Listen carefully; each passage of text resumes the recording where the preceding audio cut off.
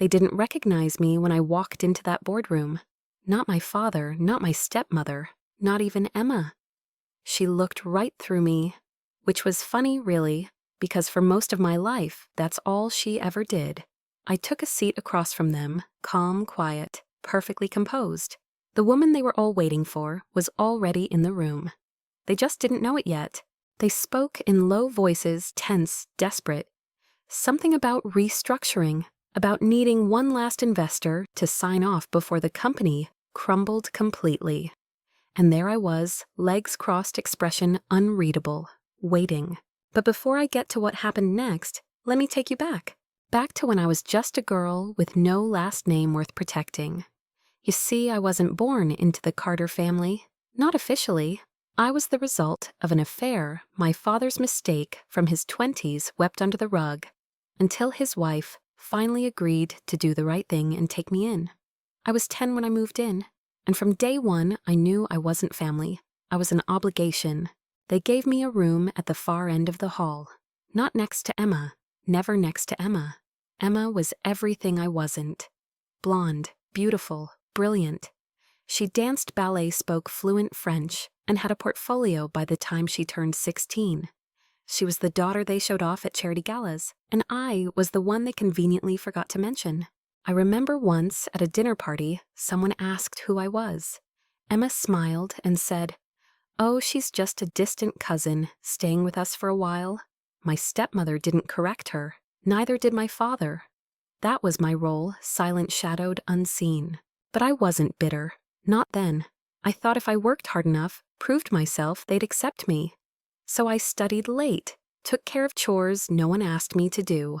I even stayed quiet when Emma's boyfriends flirted with me, just so I wouldn't cause trouble. And still, I was always wrong. Too loud, too quiet, too awkward, too invisible.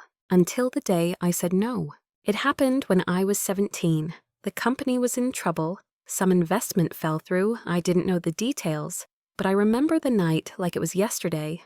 My father called me into his office. He didn't ask. He told me. There was a man, older, wealthy, a potential partner. If I agreed to marry him, we'd secure funding. The company would survive. He's kind, my father said. He's powerful, my stepmother added. He's not that old, Emma smirked. He was 36. I was 17. I asked what would happen if I said no. No one answered. That silence was louder than any scream. So I made my choice. I stood up, looked my father in the eye, and said, "I'm not for sale." The next morning, my suitcase was waiting at the front door. No note, no apology, no ride, just me and the world. I had $17, no college acceptance, no safety net, just a birth certificate with my mother's name, and a middle name they never bothered to remember. I watched the gates close behind me that day, and I knew whatever future I had, I'd have to build it with my own 2 hands. And I did. But they wouldn't know that. Not yet. Because at this moment in that boardroom, they still saw me as no one. And that was exactly how I wanted it. There were no dramatic storms, no pouring rain, no thunder rolling behind me as I stepped into the real world. Just silence, and the realization that no one was coming after me. I spent my first night in a 24-hour diner, huddled in the corner booth, sipping black coffee I couldn't afford. The waitress let me stay until her shift ended. She didn't ask questions. She just left a blanket on the seat next to me before walking out. That was the closest thing to kindness I'd see in a while. The next few weeks blurred together. Shelters, cheap motels, public restrooms. I learned quickly that being invisible wasn't a disadvantage. It was armor. I found work bussing tables at a greasy breakfast joint. The pay was terrible, but the tips were enough for a shared room in a rundown boarding house. The walls were thin, the neighbors were loud, but I had a door I could lock. That was enough. I worked the early morning shift, and then took whatever side gigs I could get. In the afternoon, flyer distribution, data entry, inventory logging. At night, I sat on the floor of my room with a second-hand laptop and borrowed Wi-Fi from the gas station across the street. I read everything: business news, investment blogs, Reddit threads about side hustles. Anything that could teach me how money worked, how power worked. It wasn't revenge I was after, Not then. I wasn't angry. I was awake. When you have nothing, even the smallest piece of knowledge feels like gold. So I devoured it. I studied corporate law forums, watched lectures on finance strategy and asset flipping. I printed out balance sheets of Fortune 500 companies just to understand how money flowed, what made an empire rise, and what made it fall. I didn't have a degree, didn't have a mentor, didn't even have a real name, just the one I signed on customer receipts. But I had time, I had hunger, and I had no one else to lean on. There's a strange kind of strength that comes from being forgotten, from knowing that if you fall, no one is going to catch you. Eventually, I saved enough to enroll in night classes, basic accounting, business structure, later investment modeling. My classmates were all older people, changing careers, bored retirees. They ignored me. I preferred it that way, because while they studied for promotions, I was building armor. I kept working through the day, studying through the night, and sleeping in short, dreamless bursts. 3 years passed like that.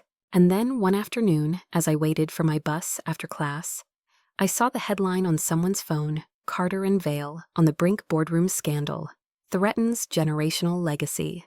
I blinked. Carter and Vale, that was the company name? My father's company, the one he nearly sold me off to save. I followed the story, quietly.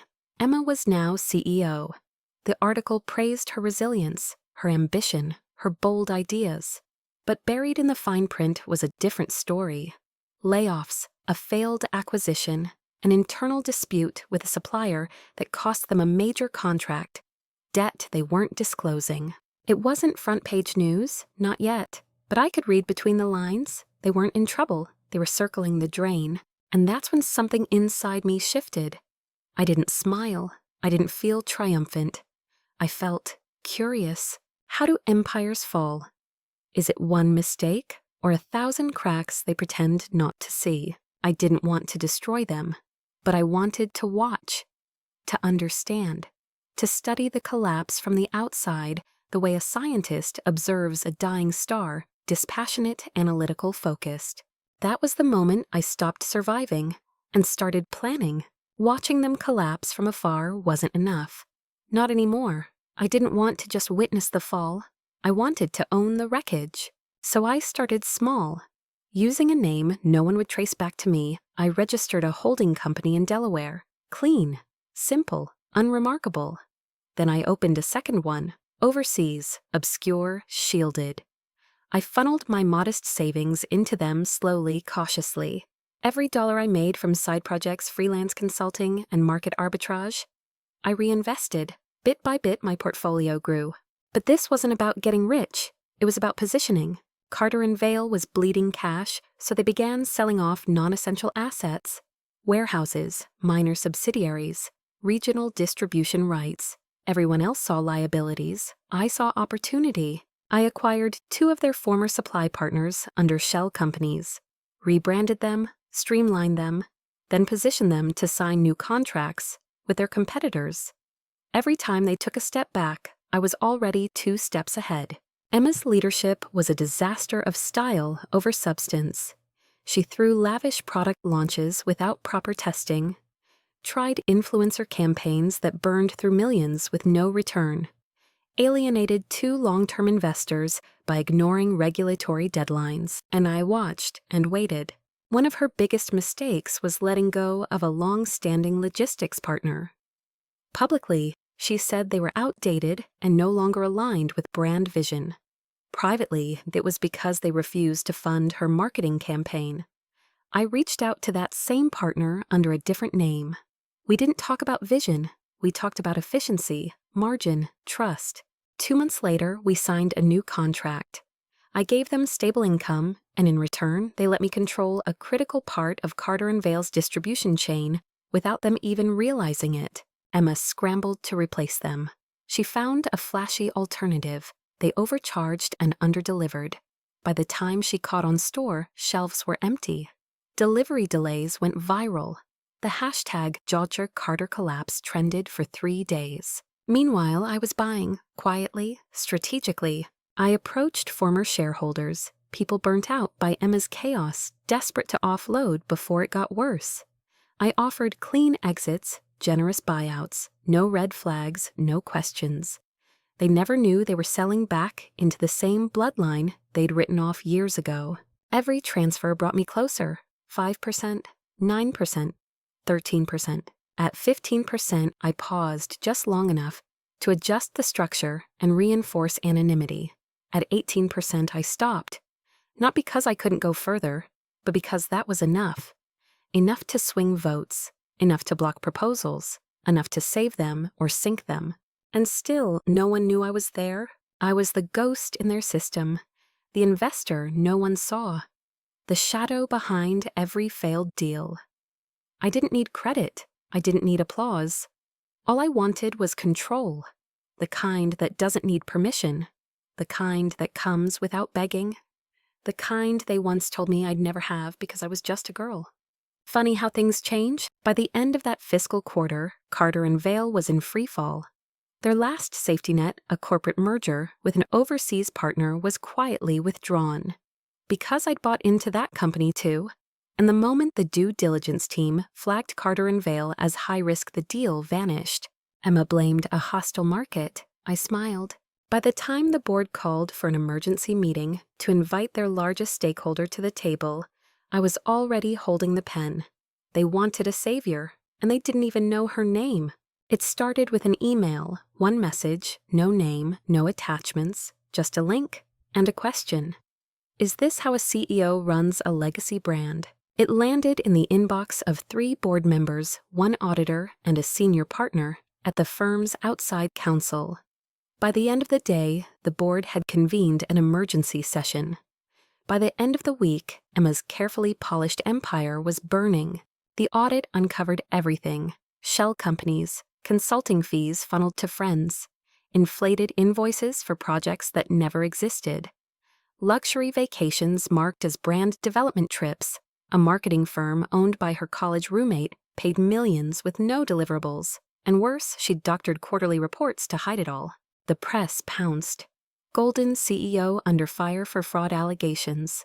Carter and Vail, a family name in crisis. Emma Carter from darling to disgrace. She tried to get ahead of it, held a press conference, wore all white, stood in front of the company's logo like she was preparing for canonization. She cried, blamed her team, said she'd been misled, said she trusted the wrong people. But crocodile tears don't move markets. The stock crashed 23% in 2 days. Suppliers pulled contracts. Retailers demanded refunds. Employees started leaking emails to reporters. Carter Emma exposed trended for a week. Internally, the company fractured. Department heads turned on each other. Resignations rolled in like waves. Even her own PR team walked out mid-crisis. And I didn't say a word. I didn't need to. Because the truth is, people like Emma don't need enemies. They just need space to self-destruct. All I did was give her the stage. I didn't confirm I sent that email. Didn't deny it either. Let them wonder. Let them question how everything unraveled so perfectly. My father, to his credit, held on longer than most. Tried to calm investors, called in favors, made promises he couldn't keep. But no one trusted him anymore. He had handed the company to Emma on a silver platter, and now that silver was melting in his hands. Eventually, he did what prideful men only do when they have no other choice. He asked for help. Or rather, he asked his board to reach out to the firm's largest silent investor, the one holding enough shares to stop the bleeding or let the company die. That investor was me. I got the invitation on a Thursday, polite, professional, desperate. The board would be convening in 1 week. Attendance strongly encouraged. Decisions would be made about the company's future. If I wished to save what was left, now was the time. I read the email twice. Then I closed my laptop and made myself tea. No rush, no adrenaline, just clarity. For the first time in years, they were the ones waiting on me. Not Emma, not the favorite, not the golden girl. Me. And I had no intention of letting them off easy. The boardroom looked exactly as I remembered. Cold, polished, sterile. I walked in 10 minutes early, dressed in charcoal gray, Sharp, clean, forgettable. No assistants, no entourage, no name tag. Just me and the pen they'd been waiting for. They didn't flinch. To them, I was just another anonymous investor. A silent partner, the kind with deep pockets and no opinions. Perfect. The board was already seated, flipping through binders, whispering numbers that didn't matter anymore. Emma sat at the head of the table, pale but defiant. She still wore power like perfume, overwhelming and artificial. My father was beside her, thinner than I remembered. His suit didn't fit quite right. His eyes darted around the room like a man searching for exits no longer there. They nodded at me. I nodded back. No one recognized me. It was almost funny. The meeting began. Charts, projections, recovery strategies, a list of job cuts, a debt consolidation plan, and then the plea. We believe with a strategic capital injection, one board member said, and a shift in brand direction, we can recover. Of course, another added, that depends on the support of our largest investor. They all turned to me. Emma smiled, tight, professional. We'd be honored, she said, to have your continued confidence in the Carter legacy. I took my time flipping through their packet, page after page of desperate math and empty buzzwords. Then I looked up. My confidence, I said calmly, is conditional. Silence. Emma blinked. I see. And what are your terms? I slid a single sheet of paper across the table. Emma resigns, effective immediately. She relinquishes all voting shares and board rights. All decision-making authority transfers to the investor group I represent. The words landed like a thunderclap. Emma stared at the paper, then at me, then back at the paper. No, she said, voice cracking. This is outrageous. You can't. My father leaned forward. There must be some room to negotiate. There isn't, I interrupted. Still calm, still cold. You want my money? You get my terms. The board said nothing. They didn't even look surprised. Emma stood, hands shaking. This is insane. Who even are you to make these demands? I looked at her for the first time, really looked. And then I smiled. Not out of malice, just clarity. You don't recognize me, do you? She frowned. I stood up, took a slow step forward, and said it quietly, evenly. You once introduced me at a party as your distant cousin. You told people I was staying with the family for a while. You laughed when they kicked me out. 17 years old. No money, no name. Just a suitcase and silence. Her lips parted. My father froze. I took another step. I'm not a cousin. I'm not distant. I'm the girl you tried to sell for a business deal. I'm the daughter you erased from the family photo. And then I dropped the final line, I own 18% of this company. Emma's mouth opened, then closed. Her face went white. My father reached for something to say, but came up empty. No apology, no defense. Just a man watching his kingdom fall. To someone he never thought would matter. I turned to the board. The offer stands, but only with my conditions. Take it or collapse with her. The room was silent for a long, long moment. Then, one by one, heads began to nod. And just like that, it was done. The vote was unanimous. Emma's resignation was accepted. Her shares were transferred. Control of the company shifted quietly, cleanly, completely. She didn't speak as she signed the documents. Her hands trembled, but her mouth stayed shut. The same mouth that once called me dead weight. Now, silent. My father didn't look at me, not once. He just kept his eyes on the table hands, folded like he might disappear if he stayed still long enough. When it was my turn, I signed without hesitation. And just like that, Carter and Vale was no longer theirs, it was mine. But I wasn't staying. They asked after the meeting if I'd consider stepping into a leadership role. If I wanted to rebuild the legacy, if I'd come home. I declined, calmly, politely, because I didn't fight for their name. I fought for mine. I didn't do this to belong. I did it to walk away on my own terms. No apologies, no explanations, no reintroductions, just closure. As I walked out of the building, the sun was setting behind the skyline. The same city that once swallowed me whole, now opened in front of me like a chessboard. My phone buzzed. Another offer, another deal, Another empire waiting for someone who could see what no one else did. I slipped the phone back into my pocket and kept walking. I didn't look back because I wasn't angry anymore. I wasn't hurt. I wasn't broken. I was free. They built their world on the belief that I'd never matter, that I'd never rise, that I'd never come back. And they were right. I didn't come back for them. I came back to end the chapter on my terms with my name without their permission. And in the end, I didn't need revenge, not the kind that screams, not the kind that burns everything down. I didn't need to watch them fall. I just needed to rise without them.